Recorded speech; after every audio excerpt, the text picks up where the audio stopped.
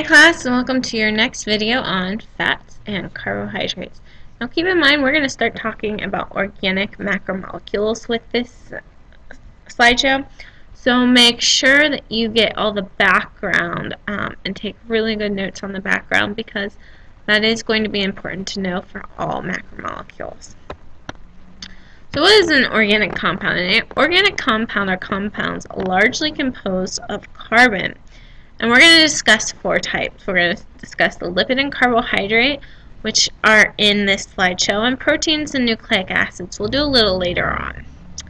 So macromolecules, macro meaning large, are large molecules composed of many subunits called monomers.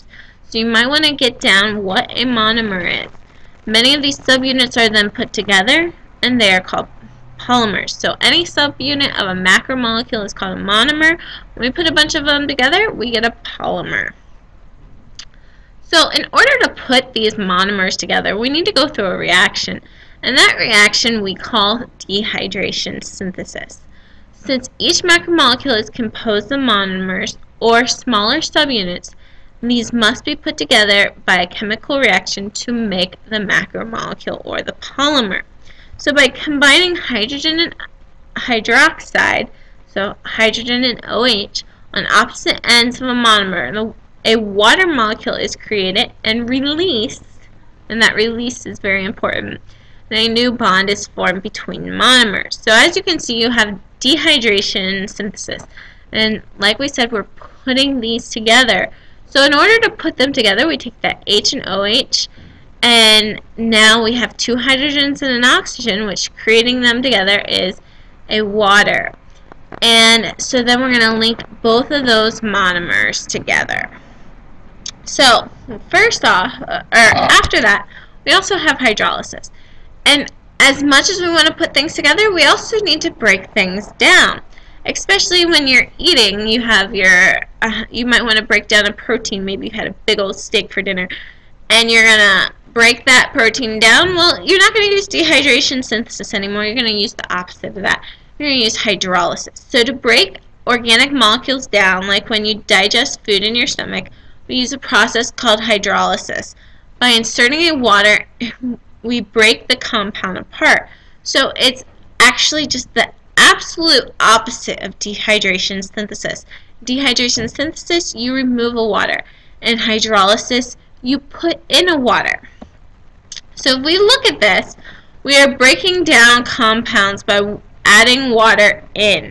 So if we add the water right around here, you're going to get an OH on the end of this one on your left and an H on the end of this one on your right. And then we're going to have two separate molecules.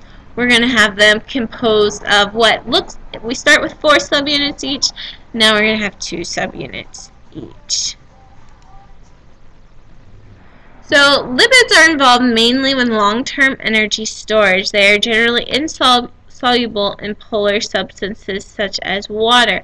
So you know the oil in the water, how oil doesn't mix really with water at all because they're insoluble in polar substances. Lipids are also going to help us a little bit with structure, and they're going to help us with cell-to-cell communication. So not all lipids are what you eat. Lipids are also not all bad, but there are 3 types of lipids. Triglycerides are what you eat. So if you had that steak for dinner and you cut off like a nice chunk of fat around the end, that's triglyceride. That is not the other 2, which are phospholipids and steroids. We are going to talk about how we use that. And you're going to want to know these lipids because we're going to refer to them throughout the year. So triglycerides, though, is what you eat. When you look at the fat content in a steak or in ice cream or cheese, you're looking at how many triglycerides there are. We're going to talk about the different types. So triglycerides, like I said, are the fat you eat.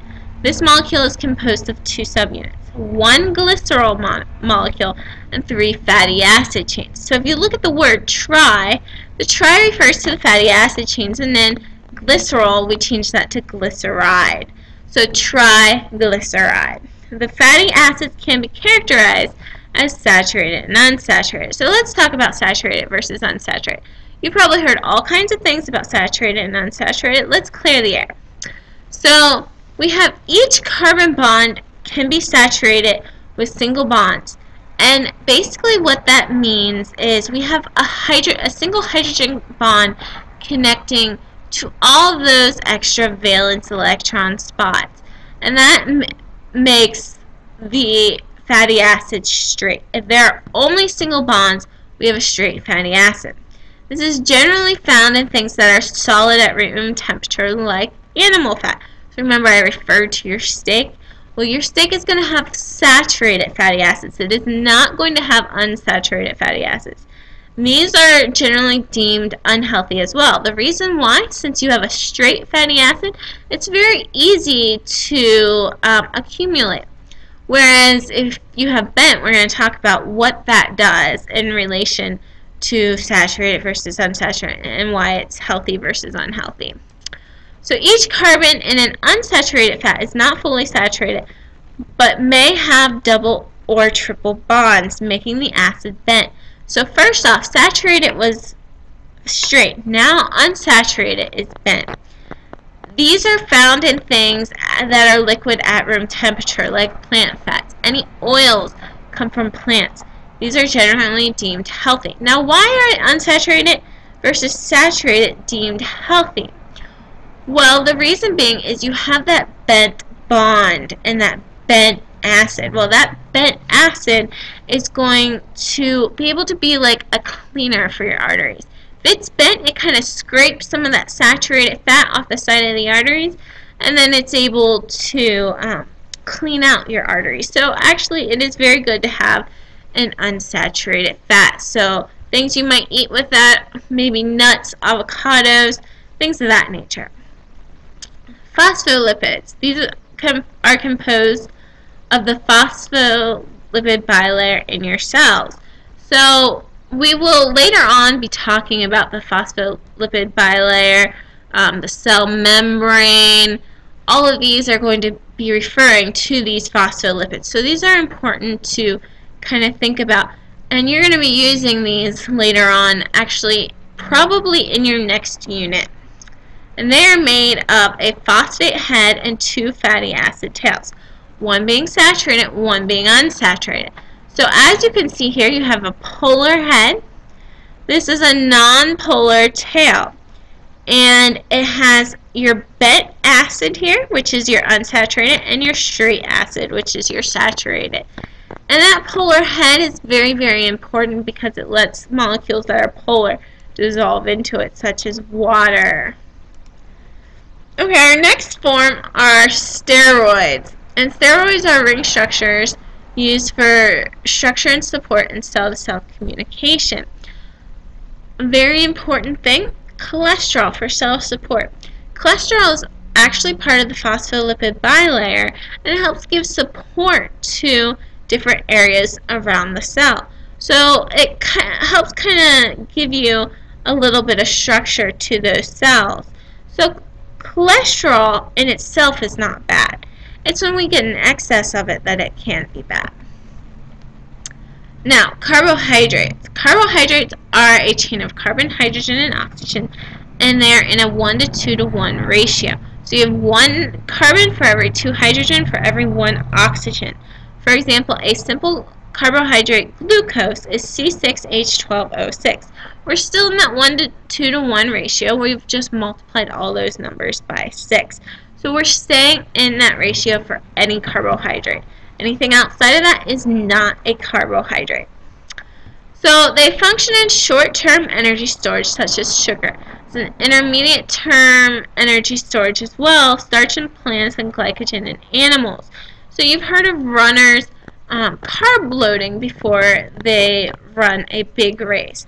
The reason is they're going to get that short-term and a little bit of intermediate-term energy for that race. So they're going to have some of the short-term that's going to be able to be broken down very quickly, and then they're going to create some glycogen the night before to be able to use the next day for their race.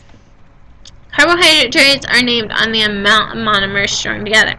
So the monomer of a carbohydrate is a monosaccharide. And if you have a monosaccharide, it's one subunit. Nothing is strung together. Now we also have disaccharides, where you have two subunits strung together. And finally, you have polysaccharides, which are three or more subunits strung together. So an example of a polysaccharide would be starch, and disaccharide would be like your table sugar. Okay, that is all we have for today.